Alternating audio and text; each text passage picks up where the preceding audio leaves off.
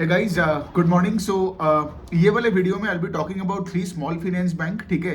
और तीनों के तीनों बहुत प्रॉब्लम्स में हैं। आप लोगों में से बहुत लोगों का ये सवाल आता है कि लाइक ये उत्कर्ष स्मॉल फाइनेंस बैंक, उज्जीवन और इक्विटा स्मॉल फाइनेंस बैंक के साथ किया क्या जाता है, ठीक है। तो पहले देखिए, पहले हम प्रॉब्लम के बारे में बात करेंगे, फिर हम सोल्यूशन के बारे में बात करेंगे, ठीक है। अब देखिए प्रॉब्लम क्या है। ये जो स्मॉल फाइनेंस बैंक है, ये तीनों ही micro finance based small finance bank है।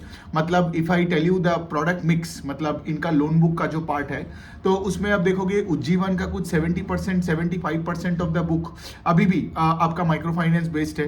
फिर अगर आप उत्कर्ष का देखोगे, that is around 60% of the book is micro finance. और इसमें से सबसे बढ़िया है कि इक्विटा स्मॉल फाइनेंस बैंक का, उनका अभी भी कुछ 16-20% के आसपास of the book is micro finance, ठीक है। तो यहाँ पे क्या है, पहला पॉइंट ये आता है कि लाइक जिनका माइक्रो फाइनेंस पे जितना ज्यादा एक्सपोजर है, उनका उतना बड़ा प्रॉब्लम में वो लोग फंस सकते हैं, है ना। बिकॉज पूरा माइक्रो फाइनेंस सेक्टर ही आज पूरा प्रॉब्लमेटिक है। मतलब हमारे देश में जो भी आज लिस्टेड माइक्रो फाइनेंस कंपनीज है, राइट, वो तो बहुत सारे ज्योग्राफीज में अपना बिजनेस कर रहे हैं। तो वो यही बता रहे हैं, कहीं पे ये जो फ्लड का इश्यूज, कहीं पे बारिश का इशू, फिर उसके बाद बहुत ऐसे कस्टमर्स है, माइक्रो फाइनेंस कस्टमर का बात कर रहा हूँ, जो लेट से ये हीट वेव और इलेक्शन के बाद से डिफॉल्ट करने लग गया। फिर there are so many other customers जिनका से फॉर एग्जांपल आज मल्टीपल लेंडर्स थे। मतलब सोचो आप एक छोटी सी लेट से एक माइक्रो फाइनेंस कस्टमर हो, और से आप you are so over leverage के लाइक आपको लेट से 5-6 लेंडर मिलके आपको पैसा देके रखा है। तो अगर आपका थोड़ा भी इनकम का इधर उधर हो जाता है, तो फिर क्या हो गया, वहां पे पूरा डिफॉल्ट ही डिफॉल्ट है ना। तो बेसिकली क्या है, ये जो 3 फाइनेंशियल का हम बात कर रहे हैं, तीनों के तीनों बहुत प्रॉब्लम्स में है, ठीक है। बिकॉज इनका जो माइक्रो फाइनेंस बुक है, वो माइक्रो फाइनेंस बुक का एकदम ही बुरा हालत हो चुका है, ठीक है। अब देखो कैसे आपको पता चलेगा कि हालत बुरा है। पहला तो चीज आप देखोगे कि लाइक इनका कलेक्शन एफिशिएंसी घटा है। मैं तीनों को मिला के बात कर रहा हूं, ठीक है। तीनों का ही कलेक्शन एफिशिएंसी घटा है, तीनों का ही portfolio at risk went up, and तीनों का ही एसेट क्वालिटी खराब हो गया। तो अगर मैं एसेट क्वालिटी का बात करूं, तो मैं पूरे फाइनेंशियल का बात कर रहा हूं यहाँ पे, ठीक है। And because micro finance book में इतना प्रॉब्लम हुआ है, the entire loan book of all the 3 small finance bank got affected. तो जैसे अगर मैं उज्जीवन का नंबर बताऊं, तो उनका जीएनपीए नंबर अभी 2.5% है। लास्ट ईयर सेम क्वार्टर में 2.2% था। इक्विटस का अगर मैं बात करूं, तो जीएनपीए नंबर ऑलमोस्ट 3% हो गया। Last year it was 2.6%। और अगर मैं उत्कर्ष का बात करूं, तो इसका तो सबसे बुरा हालत है कि जीएनपीए ऑलमोस्ट 4% के आसपास हो गया। लास्ट ईयर इट वाज 2.8%, ठीक है। तो इसका क्या मतलब, ये तीनों के तीनों का एसेट क्वालिटी खराब होते जा रहे हैं। अब सोचिए, ये मैंने अपने फाइनेंशियल वर्कशॉप में कितने बार अच्छे से समझाया, टेकिंग मल्टीपल एग्जांपल्स, ठीक है। जिन लोगों ने मेरा वर्कशॉप लिया उनको तो ये समझने में प्रॉब्लम ही नहीं है कि अगर आपका एसेट क्वालिटी खराब होता है, तो आपको ज्यादा से ज्यादा प्रोविजन करना पड़ता है ना। प्रोविजन का डेफिनेशन ये नहीं है कि सब खराब हो जाएगा फिर आप प्रोवाइड करोगे। प्रोविजन का मतलब है जब मैनेजमेंट को लगता है कि कलेक्शन एफिशिएंसी में प्रॉब्लम आ रहे, DPD buckets are going up, तब वो पहले से ही उनको प्रोवाइड करना पड़ता है, ठीक है। तो यहाँ पे अगर मैं इक्विटस का बात करूं, उन्होंने इतना प्रोविजन किया, आई थिंक उनका provision I think on a YOY level in Q2 I think went up 5x और 6x द प्रोविजन वाला number in the income statement. इसी वजह से इक्विटस ऑलमोस्ट लॉस में चला गया, ऑलमोस्ट, ठीक है। ताकि उनका आरओई का नंबर अगर मैं इक्विटस का बताऊं, उनका कुछ आरओई का नंबर इज 0.8%, जबकि लास्ट ईयर का सेम क्वार्टर में द आरओई वाज 15%। और अब सोचिए ना, कोई भी फाइनेंशियल का जब भी कोई पार्ट ऑफ द बुक में प्रॉब्लम आती है, जैसे यहाँ पे माइक्रो फाइनेंस में इन तीनों का प्रॉब्लम है, तो सबसे पहले क्या करना पड़ता है, सबको ज्यादा प्रोविजन करना पड़ता है, ठीक है। और जब आप प्रोविजन ज्यादा करोगे, तो आपका नेट इनकम इफेक्ट होगा, तो आपका आरओई सब इफेक्ट हो जाएगा। क्योंकि इन ये जो दोनों प्रॉफिटेबिलिटी का जो रेशियोज है, इसका न्यूमरेटर क्या है, आपका नेट इनकम। तो इक्विटस का अगर मैं आरओई का अभी तीनों का बात करूं, इक्विटस का तो आरओई ऑलमोस्ट चला ही गया है, 0.8% के आसपास हो गया। उत्कर्ष का अगर मैं आरओई बताऊं, उत्कर्ष का आरओई जो से फॉर एग्जांपल 17-18% हुआ करता था लास्ट ईयर को, अभी वो 6% हो गया। और फिर अभी आता है उज्जीवन का आरओई कुछ 15% है, लास्ट ईयर इट वाज 28%। अब यहाँ पे एक बात आता है, ठीक है। अब यहाँ पे आप देख के आपको क्या लगता है ऊपर से कि इक्विटस का आरओई 0.8% है, मतलब Equitas is struggling the most, जबकि उज्जीवन का आरओई इज 15%, मतलब Ujjivan is struggling the least. इस तरीके से आप नहीं सोच सकते हो। आप लॉजिकली सोचो कि मैंने क्या बोला at the beginning of the video कि इक्विटस का around 16-20% of the loan book is in micro finance, और इन्होंने सबसे मतलब एग्रेसिवली प्रोविजन किया, जबकि उज्जीवन का कुछ I think 70% of the loan book is still in micro finance, whether joint lending group और इंडिविजुअल एमएफआई कस्टमर सब मिला के बोल रहा हूं। ठीक है, जबकि उनका आरओई 15% है। तो ये भी एक सिनेरियो हो सकता है कि उज्जीवन उस तरीके से प्रोविजन नहीं किया जितना उनको करना चाहिए था, है ना। वरना आप सोचिए ना, कैसे एक पर्टिकुलर स्मॉल फाइनेंस बैंक जिसका कम एक्सपोजर है टुवर्ड्स माइक्रो फाइनेंस, वो ज्यादा प्रोवाइड कर रहा है और वो हिट ज्यादा लिया अपने अपने अपने इनकम स्टेटमेंट में, देन से फॉर एग्जांपल उज्जीवन, जिन्होंने लेट्स से फॉर एग्जांपल आज देखो उज्जीवन ने भी प्रोविजन ज्यादा दिखाया, लेकिन आज भी उज्जीवन का आरओई का नंबर 15% है, जबकि इक्विटस का 0.8% है। मतलब अगर मैं लॉजिक लगाऊं, बात तो उल्टी होनी चाहिए था ना, बिकॉज उज्जीवन का 70-75% of the book is micro finance है, तो उज्जीवन का ROE should have gone down at should have been lower than Equitas का ROE. Although the point is, मैं ये नहीं बता रहा हूं, ये भी नहीं बता रहा हूं कि लाइक उज्जीवन का मैनेजमेंट कम प्रोवाइड कर रहा है, उज्जीवन का मैनेजमेंट से अब दूर रहना, वो सब नहीं बता रहा हूं मैं, कोई फ्रॉड डिटेक्शन का भी यहाँ पे बात नहीं कर रहा हूं। But the point that I am actually trying to say इसके लाइक ये थोड़ा सा मुझे सरप्राइजिंग लगा, ठीक है, कि इक्विटस जिनका छोटा पार्ट, बिकॉज इक्विटस का major part of the book क्या है बताओ, वो है उनका SME MSME lending, small business loan, फिर उनका कमर्शियल व्हीकल्स में है वो, फिर वो ऑटो लेंडिंग में है, राइट, तो फिर उनका अफोर्डेबल हाउसिंग में भी है। तो that part of the book जो इक्विटस का है, I think that is around 80-82% of the book which is secured in nature as well. तो उनका जो unsecured part of the book वही माइक्रो फाइनेंस, और उसके लिए ही उन्हें इतना ज्यादा प्रोवाइड करना पड़ा, ठीक है। लेकिन उज्जीवन ने, जिसका 70% of the book is micro finance, उनका आरओई अभी भी 15% है। लेकिन देखिए द पॉइंट इसके लिए हमें यहाँ पे बैठ के कुछ प्रेडिक्शन नहीं करना है। अगर प्रॉब्लम और दिखती है तो उज्जीवन को वैसे भी अगले क्वार्टर में जाके और भी प्रोवाइड करना पड़ेगा, तो आरओई का नंबर और नीचे आएगा, राइट। तो हमें यहाँ पे बैठ के कोई सीआईडी या शर्लॉक होम्स नहीं बनना है कि लाइक आगे जाके खत्म हो जाएगा, ये सोचेंगे वो सोचेंगे ना, ये कोई गॉसिप का टॉपिक है, ठीक है। हमें इसीलिए तो बिजनेसेस को ट्रैक करनी पड़ती है। लेकिन ये वाला पॉइंट मुझे थोड़ा सरप्राइजिंग लगा, तो इसलिए मैंने आपके सामने रखा, ठीक है। ये हो गया बात।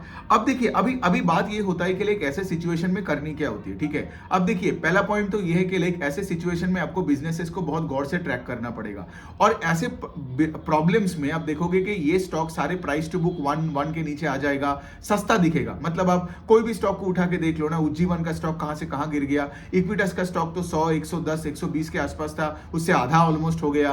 फिर उत्कर्ष का भी स्टॉक आई थिंक 40 या 35-40 के रेंज में आ गया, पहले वो 60 के रेंज में हुआ करता था।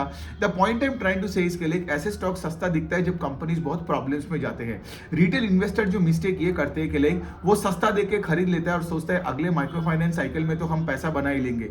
लेकिन क्या होता है ना, दे अंडर एस्टिमेट के कितने दिन ये प्रॉब्लम चल सकता है। So you can invest in the stock and still lose 20-40% on the buy price, and yet the problems can persist, ठीक है।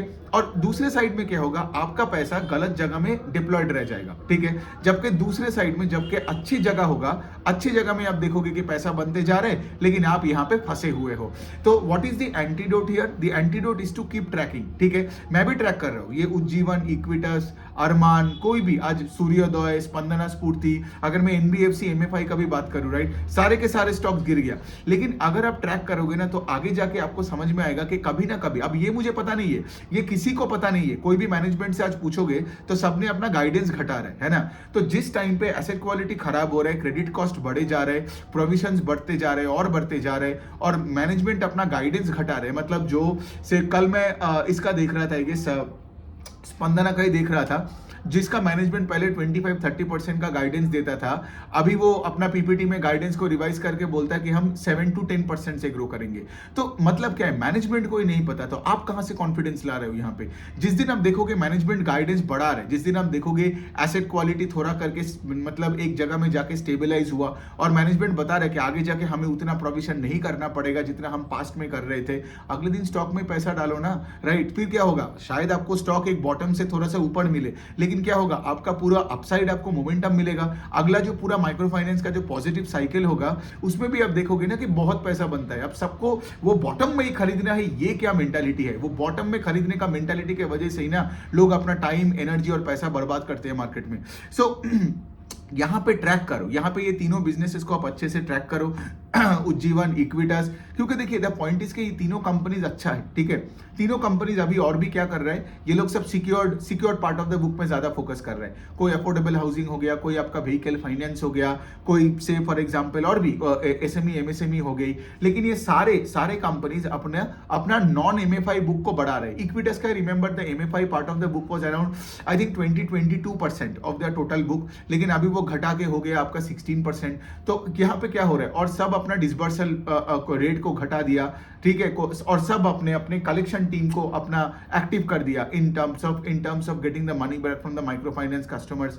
कुछ फाइनेंशियल्स है जो कॉन कॉल्स में ये बता भी रहे हैं, बिकॉज मैं तो बहुत कॉन कॉल्स लाइव सुनते रहता हूँ, तो कुछ कॉन कॉल्स में ये भी बता रहे हैं कि लाइक ये साइकिल घूमेगा 6 महीने 9 महीने, लेकिन कोई भी मैनेजमेंट का कोई भी बातों से मुझे कोई क्लैरिटी नहीं मिल रहा है, ठीक है, क्योंकि रिजल्ट खराब है और सब उम्मीद पे बैठे हैं। सब ये बता रहे हैं कि लाइक माइक्रो फाइनेंस का साइकिल छोटा होता है, ट्रू, बिकॉज माइक्रो फाइनेंस में आप लो टिकट साइज आइटम लोन्स देते हो, राइट, मतलब इनकम जनरेटिंग लोन्स देते हो फॉर कुछ ही महीनों के लिए। तो बेसिकली ये साइकिल खत्म होगा, अगला साइकिल चालू होगा, बट ये बात ठीक है। लेकिन I have also seen the last micro finance का जो डाउन साइकिल मैंने देखा था, और वहां पे इन्वेस्टर्स ने बहुत स्ट्रगल किया था, और वो डाउन साइकिल के बाद तो पूरा कोविड आ गया था। So basically all I am trying to say इसके लाइक ये सब चीजों में मतलब उतना भी ओवर कॉन्फिडेंट नहीं होना, कंपनीज को ट्रैक करो, और जब आप कंपनीज को ट्रैक करोगे ना तो आपको वो इंडिकेशन मिल जाएगा। कॉन कॉल्स सुनो, कॉन कॉल्स में मैनेजमेंट का गाइडेंस सुनो, मैनेजमेंट का टोन सुनो कि किस तरीके से वो बात कर रहा है, राइट, रादर देन ये सब मीडिया में लोगों का बात सुनने से बेटर है कि आप कंपनी जो चलाने वाला है ना वही आपको इनडायरेक्टली बता देगा कि भाई हमारा बिजनेस अच्छा हो गया, ठीक है, मतलब अपना एसेट क्वालिटी बेटर जिस दिन होगा। तो यही मैं सबको बताता हूँ ना, यही तो मैंने चीज पूरा अपने फाइनेंशियल वर्कशॉप में सिखाया है। मैं उसका डिस्क्रिप्शन में लिंक डाल दूंगा। अब तो मेरा वेबसाइट भी आ गया, राइट, तो वेबसाइट में वो जो डिस्क्रिप्शन है कोर्स का वो मैं डाल दूंगा आपको, सिर्फ 699 रुपीज का है। ये सब चीजों का ना आपका फुल क्लैरिटी आपको मिल जाएगा कि लाइक कैसे ट्रैक करनी है और कौन से कंपनीज में जाना है नहीं जाना है, कैसे सोचते हैं in the financial space, right, कैसे अपना एक मेंटल फ्रेमवर्क और माइंडसेट बिल्ड करनी है, वही क्रिटिकल है। वरना क्या है, आप ऐसे इधर उधर पूछते रहोगे, इधर उधर जाते रहोगे, पैसा लेके अपने मार्केट में मतलब गवाते रहोगे, there is no fun in that and there is no learning in that. आप सिर्फ अपना बीपी और अपना एंजाइटी को बढ़ाओगे। सो यही हो गया। चलिए, ये हो गया अपना तीनों स्मॉल फाइनेंस बैंक का। कोई भी अगर आप एनबीएफसी को भी देखते हो in the micro finance space, उनका भी कुछ ऐसा ही सिचुएशन है। ऑल्दो मैंने यहाँ पे ये सब जाना स्मॉल फाइनेंस बैंक और एयू और सूर्योदय का बात नहीं किया, लेकिन मैं क्या करूंगा, एक दिन मैं इन सब का मिला के, जैसे मैं आपने देखा होगा पेंट्स का हो या दूसरा जो क्या था, मैंने क्या किया था, हाउसिंग फाइनेंस का किया था, तो मैं एक दिन स्मॉल फाइनेंस बैंक का सारे कंपनीज का कर लूंगा। But I am waiting to read all the con call transcript, फिर मैं क्या करूंगा, एक साथ मिला के सबको सब आपको बता दूंगा। लेकिन you understand the flavour here, ये फ्लेवर यही है कि जिसका भी बुक का पार्ट है micro finance, that company struggling, ठीक है। और यहाँ पे जो 3 एग्जाम्पल लेके आज मैंने बात किया, it's basically an example for any other NBFC based MFI companies, और से फॉर एग्जाम्पल कोई इवन बड़े बैंक्स को भी अगर आप देखोगे, आरबीएल बैंक जिसमें माइक्रो फाइनेंस का पार्ट है, RBL bank struggled, IDFC first struggling because of the micro finance part, ठीक है। तो आज माइक्रो फाइनेंस जहां भी हो, वो बड़े बैंक हो, छोटे बैंक हो, और या फिर आपका कोई वेरी स्मॉल कोई एनबीएफसी हो, सब स्ट्रगल कर रहे हैं, ठीक है। तो आज यही वाला सिचुएशन है, और यहाँ पे अगर आपका पैसा अटका हुआ है तो यहाँ पे अटका रहेगा जब तक वो सिचुएशन बेटर नहीं होता है। तो इसीलिए मैंने ये वाला वीडियो में क्लैरिटी के साथ थोड़ा बता दिया। ओके, चलिए, ऑन दैट नोट, आपका अगर कोई डाउट वगैरह या कोई क्वेश्चन वगैरह होता है, so please let me know. Just यही है कि कोई स्टॉक का टारगेट मत पूछो, ये मत पूछो कि हम कब तक, मतलब देखो, बाहर बैठे आप मेरे से क्या पूछ रहे हो कि साइकिल कब घूमेगा। आपको तो कंपनीज को ट्रैक करनी है ना, जो लोग कंपनी चला रहे हैं वही तो दुनिया के बारे में बता सकता है, और मैं तो कॉर्पोरेट डॉक्यूमेंट्स पढ़ के ही उसको सिंपल लैंग्वेज में उसका सारी इनसाइट्स निकाल के आपको देता हूँ। तो आप मुझसे क्या पूछ रहे हो, है ना। तो बहुत लोग मुझसे पूछते हैं कि लाइक कब तक ये प्रॉब्लम चलेगा, एक टारगेट प्राइस दे दो, वो करो, बट ये सब गलत सवाल है। आई नो कि इंडस्ट्री में ऐसे बहुत इन्फ्लुएंसर्स है जो गलत तरीके से ये सब किया है, ठीक है, बहुत सारे चोर है सोशल मीडिया में, वो तो मुझे पता है। लेकिन हैविंग सेड दैट, मतलब अगर कोई चोरी कर रहा है और अगर आपको लग रहा है कि प्रॉब्लम है, तो उसका जो सवाल जवाब और उसका जो रवैया है, उसका जो बिहेवियर है ना, वो आप कॉपी पेस्ट मत करो। और यहाँ पे हम लोग क्या कर रहे हैं, कंपनीज को ट्रैक कर रहे हैं, हम लोग यहाँ पे वेल इन्फॉर्म्ड हो रहे हैं, राइट। तो आप बिजनेस रिलेटेड मुझे सवाल करो, आप मुझे कंपनी रिलेटेड सवाल करो, नॉट के लाइक चार्ट कहाँ जाएगा, बॉटम बना कि नहीं, ये हुआ कि नहीं, वो हुआ कि नहीं। और मुझे प्रेडिक्शन करने के लिए मत बोलो, because that is the problem here. Because my guess is as good as yours, because मैं भी अगर कॉर्पोरेट डॉक्यूमेंट पढ़ रहा हूँ आपके तरह, तो मुझे एक्स्ट्रा कहाँ से इंसाइट मिलेगा, है ना। और जो वो इंसाइट दिखाने का, एक्सपर्टीज दिखाने का कोशिश कर रहा है, उसको तो मैं पक्का फ्रॉड ही बताता हूँ। So any which way, so anyway चलिए, तो आई होप इस वीडियो में आपको वैल्यू मिला। अगले वीडियो में फिर से मिलते हैं, बाय।